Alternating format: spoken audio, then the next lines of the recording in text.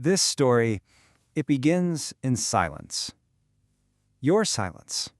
You're a ghost at the conference table, a shadow against all that polished mahogany. Your suit is unremarkable, your face is forgettable, and your silence? It's absolute. And that right there is your advantage. You work here, at the Oswald Advertising Agency. And let me tell you, this place is like a temple built to worship cleverness. It is filled with self-proclaimed geniuses who just talk in jargon and debate these grand theories all day. They are, supposedly, the smartest men in the world, and they are driving the company straight into the ground. And that's where you sit. A clerk, a nobody. You file the papers, you fetch the coffee, and you just listen to all the chaos. You watch brilliant men tie themselves in the most brilliant knots, and you say nothing. Not yet. You can practically smell the failure. You know, it's in the stale cigar smoke, in the sweat on the brows of these men in their expensive suits. It's in the sound of their voices, too, getting louder and more desperate as they spin these elaborate webs of logic that lead absolutely nowhere. But then comes the day of the big crisis. A client, Atherton Hats, is on the verge of complete collapse. Millions are on the line. The desperation in the room is a physical force. And for the very first time, all that silence turns to you. This is the question that has broken them. The million-dollar problem that has stumped the entire cathedral of cleverness. They've spent weeks on this, months even. Their theories are intricate, academic, and completely, utterly wrong. You hear them talk about brand ennui and psychosocial resistance, about shifting market paradigms. And you, the invisible man, you finally speak. You offer a truth you discovered not in some report, but by going to a store and simply trying one on. The hat, you say, doesn't fit well. The silence that follows is different. It's not the hum of people thinking.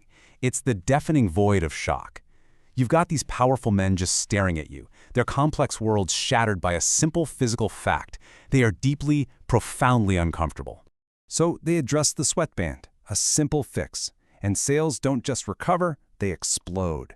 $2 million in new business, all born from a truth so obvious it was invisible to everyone who was searching for complexity. This becomes your secret. Your power isn't found in a boardroom. No way. It's found out there, in the real world. While everyone else is busy theorizing, you investigate. You're the one who gets his fingernails dirty. Your method is ruthlessly effective because it's just so simple. First, you ignore all the noise. Then, you go to the factory, or the store, or the street. You watch, you listen, you touch. And then you come back with the one thing they've all overlooked, the obvious.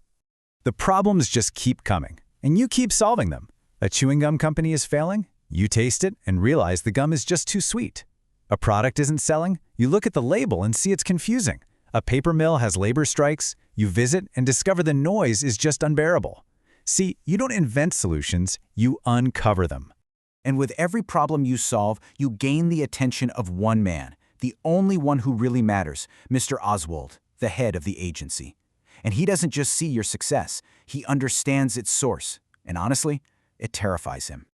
He's the one who explains it to you and to the whole world. He tells the other partners that your power isn't in what you know, but in your refusal to be distracted from what's real. Your common sense isn't a deficiency, it's a weapon. And just like that, you become a legend. Obvious Adams, that's what they call you. You're the reluctant king of an industry you never even tried to conquer. But every crown, well, it carries a weight, a burden.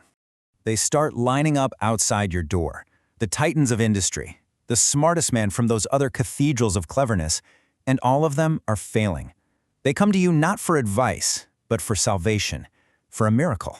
They want the trick, the secret incantation, the complex formula that's going to unlock success. They are convinced you're hiding some deep, mystical intelligence. They just refuse to believe the answer could be simple. And you have to tell them, again and again, the one truth they refuse to hear. There is no secret. There is no formula. There is only the willingness to see the world as it is, not as they wish it would be. And so you stand alone, surrounded by people who admire your results but can't possibly comprehend your methods. Your victories are total, your insights undeniable, but you are an outsider in the very world you now command. All because you're the only one willing to state the obvious. It leaves a single, hanging question.